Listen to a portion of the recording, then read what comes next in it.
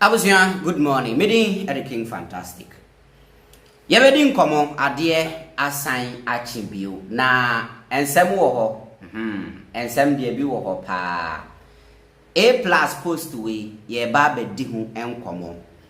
Na monim se meta kan asem bi wo platform we so.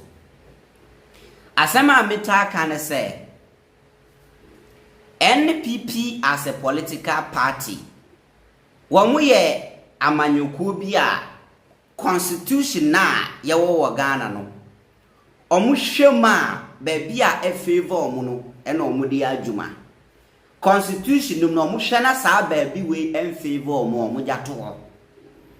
In many of my videos my making some statement with severally na Aplus aba commenti on prosecution na ekukoko so ewo krom ha a MPP fo bi so omunti ase wasan kasa about Chief Justice ne removal Jean Mensah removal ni womo maka ye chichi omoni ade Aplus a commenting we say take time reading the write up no na ye kirekirem na obi anya no hunti ase se constitution na ye wo Ghana no why na a favor na pa.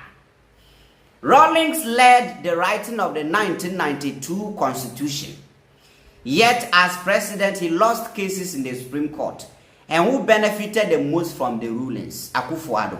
It was those very cases that made him popular, relevant, and influential. The judiciary was not perfect then, but at least Akufo Addo was winning cases. The Constitution was supreme, and no one was above the law, not even the man under whose watch it was written.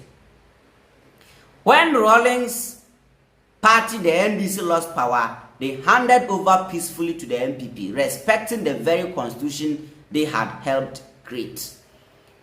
And the UTA Aplus, the first paragraph was see, yen nine said 1992 constitution na ye yusu and then nipa ojina muma ye tire and I said nipa na pensu ye tire no ex-president JJ Rawlings nyanko from fan of nekra NCA.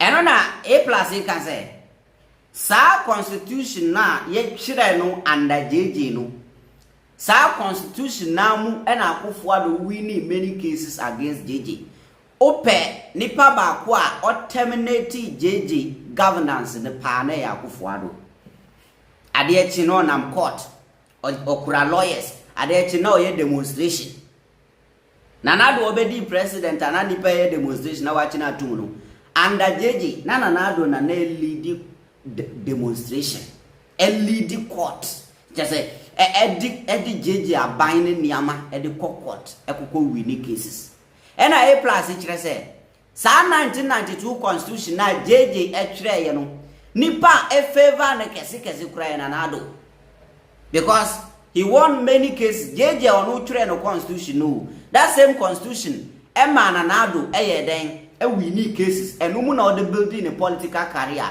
ebe relevant be influential ebe popular and obi ahun say ye free obi Nanado JJ constitution and ebua Nanado. That's the first paragraph. Now you then you come here now.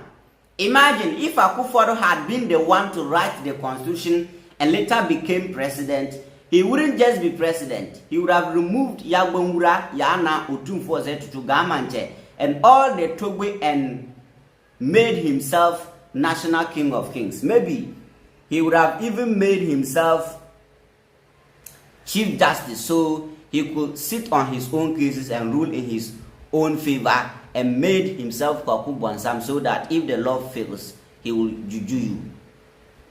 Now, Utia Osei, and imagine Sanke Nanado nenya opportunity to write his own constitution now as the president here, Kebet Mada Krumha. Or say, Konya president Keke, Obeyi Yagbonwura, Obeyi Yana, Obeyi Otumfuo, him for Kesi or more Krumha, Ka Nanado own constitution over Treno. Ko de be you biadi no your one king and hwe you crampa na wasa your one who chief justice the cases ba na wa ruling na wasa ye no Kwaku Bonsam say law no failure na wa ye juju to a kire ye Sen kana Nado nya opportunity to write his own constitution na ka kwan yo be fa so aye den aso press ye ni. Then you come here. Oba eye second one ya or say we were deceived into believing that Akufo Addo was the Messiah, an elite who understood the law and was going to change the status quo. We believed he was not ordinary, but what did we see? This pentimento president did worse. He found a way to sack Charlotte Osei without even giving her a bicycle after years of public service. You see?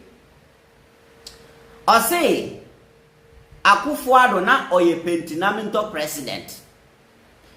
Ghana for ye deceive Ghana for ye said that package. You see, the way I package ba umya 2024 election we muno. That's the same way I package Nanado Eddie Breye. Ghana for be falling for the president. Or say Nanado a pentinamento president. Now one thing they say, ya wouldn't tell you saw your Messiah. And the Oba, and Yamani be a who you say, or sacking Charlotte Osei. After sacking Charlotte Osei, one compensating bicycle crowd money be. And until Nancy, if you poke your bet na TV, see didi. Anna may be son say, yet you chrome her, and I yes saki, your friend saying, Domelevo, a sacking Charlotte Osei. My true challenge way many times, and yes, so Munti or Marty, MP before penny for the videos. I know, say all of them were Munina videos. I know. What can the name? My true challenge we say MP perform penny for MP before from President Akufo Addo Sukwaka, the last person in the party. Obimbra Bontimbe chairman one tangible reason in Tiamuri Pam Charlotte Osei. And then oye. Edian na Charlotte Osei.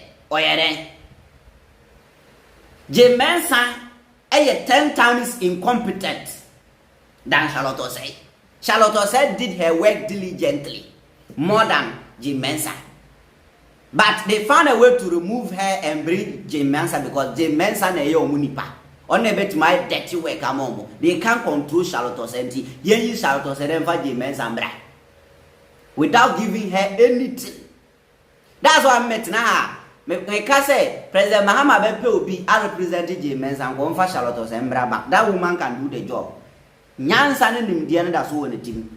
After using the constitution to sack Charlotte Osei, he replaced her with Jean Mensah, who was allegedly involved in orchestrating her removal. But that wasn't enough. He went on to use the same constitution to sack Daniel Domelevo because he was too principled for his corrupt government.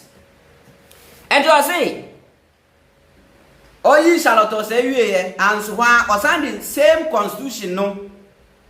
Eddie Domelevo. Oyi Charlotte Osei no. Assign the same constitution I Quran and then assign the Domelevo. And now Jean Mensah wants to be protected by the same constitution that was used to remove her and humiliate someone else to her advantage.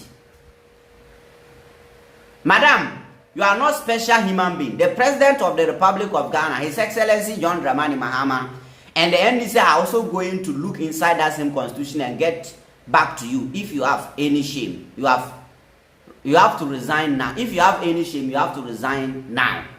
And so I say, paragraph now me can here before me drew hano. Aplus say, even yebe Pam Charlotte Osei nipa o kan bia orchestrating the removal of Charlotte Osei no. Sa nipa no na Jean Mensah. Jean Mensah can be na Pam Charlotte Osei. She was bad. And I just say, and the Jean Mensah per se the same constitution na ye de Pam Charlotte Osei man benya be betina ye no. Or say use that same constitution here then a protect no.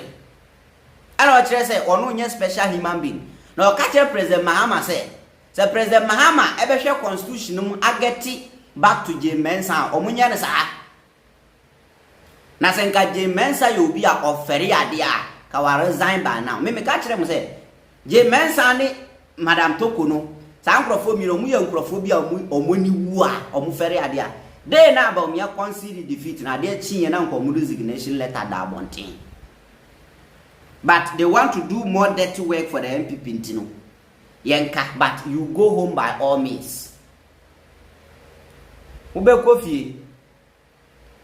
Akufo Addo and his people think the constitution is a ladybird book their parents bought for them. Something they can twist and turn as they please for them. The constitution is theirs to use, but the NDC cannot, because in their minds, the NDC is made up of lesser beings. They believe the laws of Ghana belong to them alone.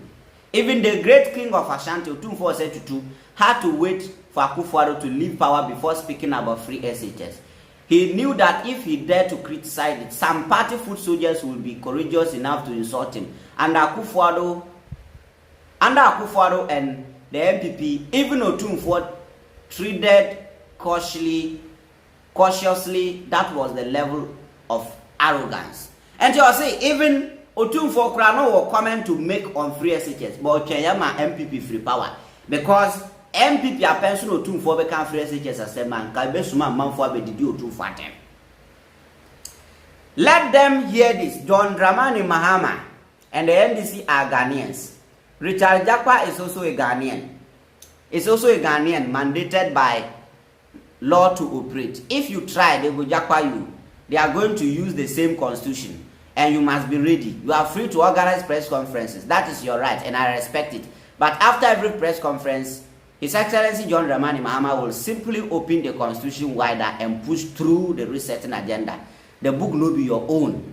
JM2 go use some. Be ready. And A+ say, okay, constitution now, mudi yes are trash when you have free power no. That same constitution na Mahama be use. And no, mubeti my press conferences no problem. But after that, constitution na ma jakpa kwan so be ya adwuma no. Jakpa de sa kwan no, sa constitution no ebe ye na adwuma. President Mahama be use same constitution aye na adwuma. Monti ase am nkoshipo. Ti we ye A+ nensem. Otimi hu say was steady MPP for na che na wonim se ne omusuban eye den etie. Mobetimi a kire mo adwin wo comment section. Na no asi.